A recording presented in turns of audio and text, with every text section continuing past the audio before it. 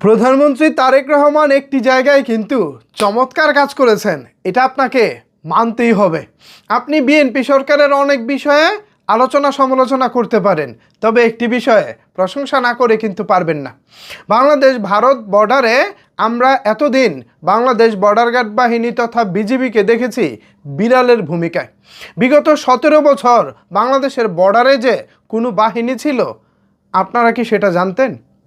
হয়তোবা নামমাত্র জানতেন আমাদের একটা বর্ডার গার্ড বাহিনী আছে। একটা সময় বিডিআর নামে যে বাহিনীটা ছিল, সে বাহিনীর গৌরবময় একটা ইতিহাস আছে, এটা আমরা জানি। কিন্তু বিজিবির কোনো গৌরবময় ইতিহাস আছে, এটা কি আপনারা জানতেন? গত 16-17 বছরে সত্যি কথা বলতে বর্ডারে যে আমাদের একটা বাহিনী আছে, এটা ভুলেই গেছিলাম। আমরা বেশিরভাগ সময় দেখেছি রাজনৈতিক বিভিন্ন দলের কর্মসূচিকে দমন করার জন্য শুনেছি ঢাকাতে এত প্লাটুন বিজিবি মোতায়েন করা হয়েছে, ইলেকশনে বিজিবি মোতায়েন করা হয়েছে, এভাবে শুনতাম। মানে এই বাহিনীটাকে বর্ডারে কাজে না লাগিয়ে কাজে লাগানো হতো বিভিন্ন রাজনৈতিক দলকে দমন করা, বিভিন্ন রাজনৈতিক দলের কর্মসূচিকে দমন করা। অথচ সেই বিজিবি এখন সীমান্তে মাথা তুলে দাঁড়াচ্ছে, চোখে চোখ রেখে কথা বলতেছে। সেই বিজিবি এখন বলতেছে, আপনি গুলি করলে আমি কি চুরি পরে বসে থাকবো? আমার হাতে কি গুলি নাই? আমিও গুলি করব, করেন দেখি গুলি।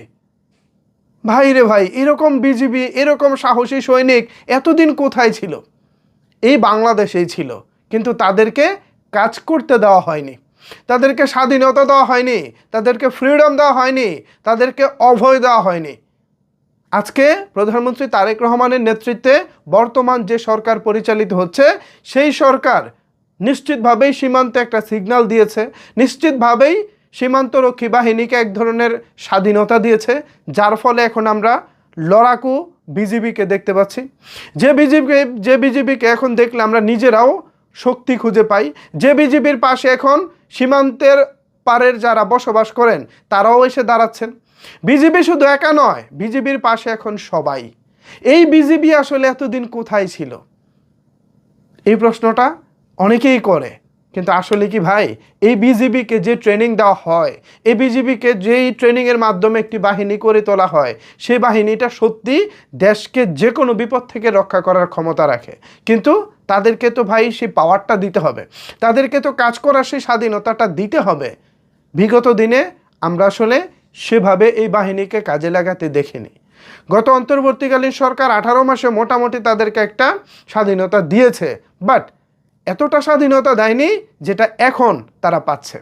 সত্যি ব্যাপারটা খুবই ভালো লাগছে। প্রধানমন্ত্রী তারেক রহমান আশা করি দেশের সার্বভৌমত্ব রক্ষায় দেশের পক্ষে যা যা করা লাগে, যা কিছু করতে হয় আপনি তাই করবেন। এটাই হচ্ছে আপনার কাছে আমার অনুরোধ।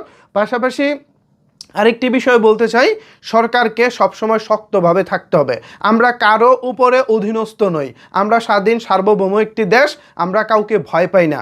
আমাদের জাতি বীরের জাতি, আমাদের গৌরবময় ইতিহাস রয়েছে, আমরা সেই গৌরবময় ইতিহাস নিয়ে সামনে এগিয়ে যেতে চাই। তো ভিউয়ার্স, এ বিষয়ে আপনাদের মতামত কি ভাবছেন আপনারা? জানাতে পারেন আপনার মতামত নিচের কমেন্টস বক্সে। ধন্যবাদ সবাইকে এতক্ষণ আমার সাথে থাকার জন্য।